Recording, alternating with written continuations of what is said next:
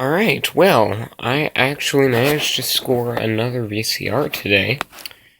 This one I found being thrown out. Somebody down the street from me was moving out, and so they had this VCR. And it was in a bag. I saw the back of it sticking out, and I was like, looks like a VCR. And sure enough, it was. So I decided to take it, especially when I discovered that it was a Panasonic Omnivision Hi-Fi Stereo VCR from the 80s. So this was a really high-end VCR. It's got some fingerprints on it, a little bit of dust has built up, but otherwise it is like spotless. Like there's some scratches on the plastic here that could probably be filled in, easily removed. But like this top metal panel is like spotless. There's like one minor scratch here. And looking inside of here, it actually doesn't look to be that dusty either.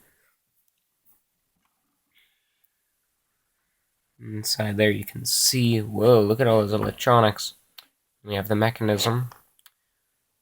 You can see there's a lot of metal in this. This is a very well-built mechanism. And it also advertises Hi-Fi MTS broadcast stereo. So I believe this has a stereo tuner for stereo TV, which of course would probably be useless now, seeing as analog TV is pretty much gone. So here's the front of it. You can see the Omnivision VHS logo, and the tape door is somewhat see-through. Down here you have your power, your eject button, VCR TV button, some VCR controls, and then you can see the two VU meters, and then a little light hi-fi that lights up whenever you're playing a hi-fi stereo tape. You have a couple lights here. And then here's your main display with the time, the tape counter, day of the week, the channel number, things like that. Go down here, we have a standby button, one-touch recording, counter reset, counter memory, channel up and down. And then if we move down the store, we have a headphone jack and then a level control for the headphone jack, which is nice to see. Then for our input, we have line, we have tuner, and then we have 2-channel audio. And then this is interesting, we have main, SAP1 and SAP2. So you could record two separate audio programs or whatever onto the tape. And we have mono, audio out, and then our timer and clock controls.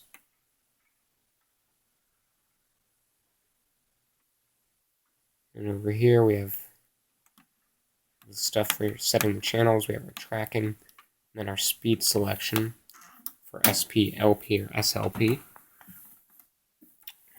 It was interesting, on the bottom of this unit we actually have the original warranty, which is taped to this, which I think is kind of interesting.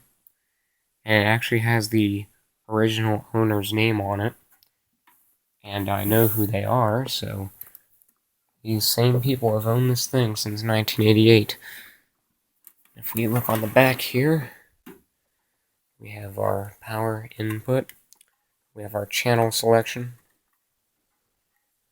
in or out, and our channel 3, channel 4, we have I know this is upside down, sorry about that. We have our VHF and UHF inputs, and this is what I first saw when I saw this VCR. I saw the power cord and then these inputs, so I knew right away this was an older VCR. We have UHF 300 ohm input and output. And then this is what caught my attention when I looked at it. I saw that it had stereo inputs. So I knew this had to be an older unit with stereo. And then over here, we have the Panasonic logo. This was made on January 27th, 1988. It's the model number PV4760, made in Japan. And it looks like this has never been opened, because it still has the original warranty sticker covering up one of these screw compartments.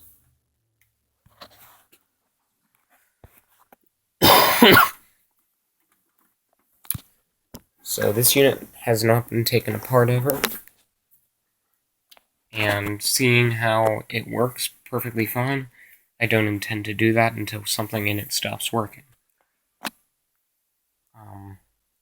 So I'm going to pause the video for a second so I can plug this in. I got it, it had this tape inside. Alright, so I'm going to pause the video and plug the VCR in. Alright, VCR is plugged in.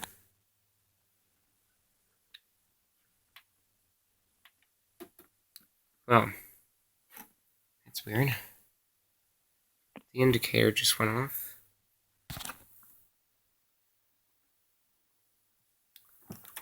This wire might be a little frayed.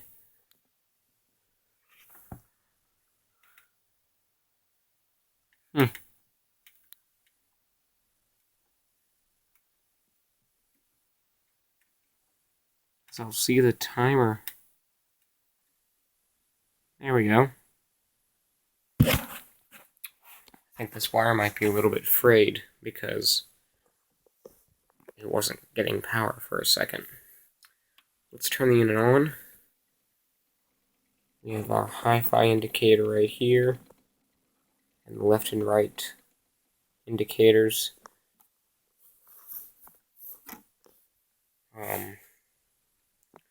We have our day of the week, tape counter, channel number. Actually, it's set to line. So let's put this tape in and see what happens.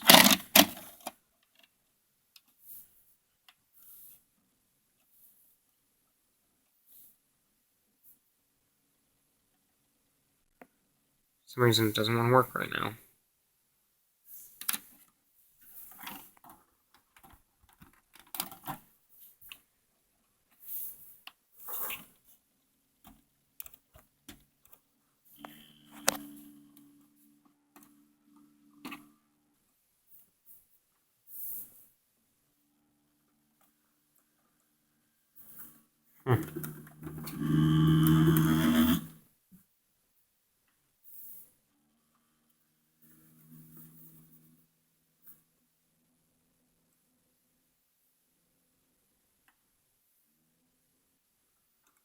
There we go.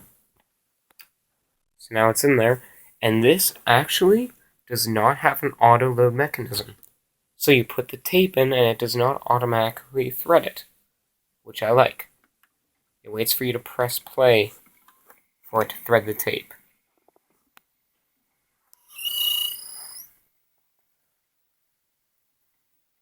You can see the VU meters here going.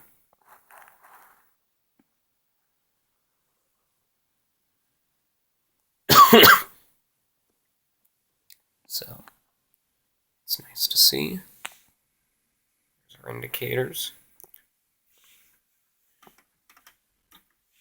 See for the tape speed, we have SP.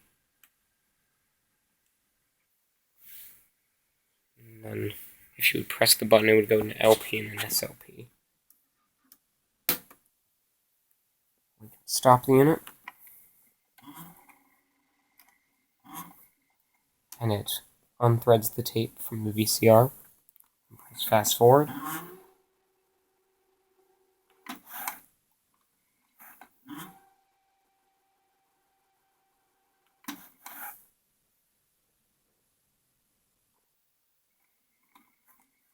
Just over play at 2 speed.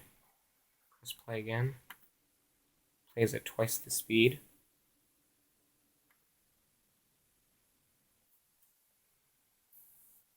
And we also have slow frame advance,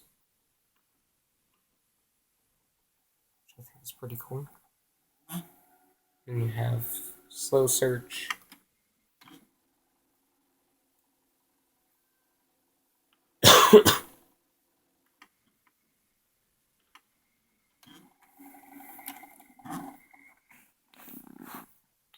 Threads the tape.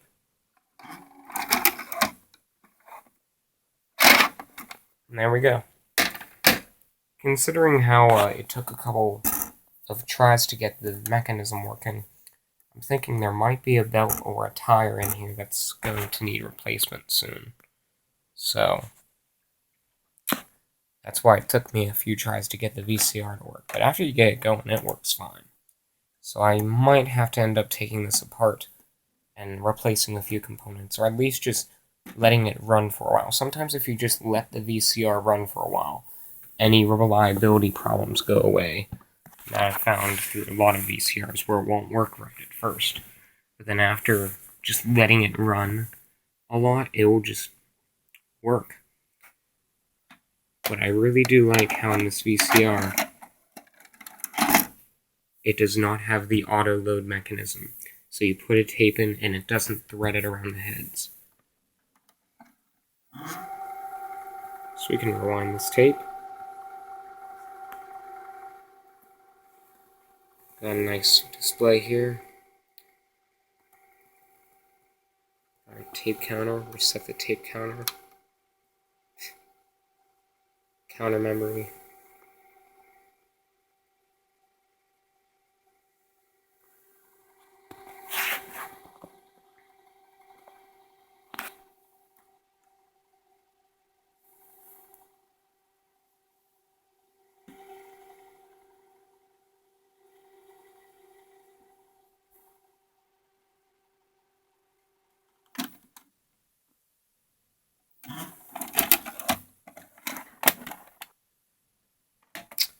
Looks like the rewind might need a bit of work too. So yeah, maybe this belt will need, maybe this VCR will need a little bit of maintenance here in the mechanism section.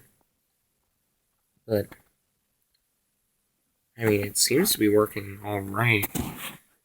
It's just going to need a little bit done to it to get it fully functional. Yeah, this is definitely a good VCR. And I'm glad I was able to find it, especially since it's an older VCR. These older VCRs were very high quality, very good build quality, very good construction, and usually very reliable. I mean, I'm pretty sure this is running off of all original parts, seeing how the warranty sticker on the back here has never been removed. Or at least it looks like that. That's all for today. I hope you guys enjoyed the video. Thanks for watching.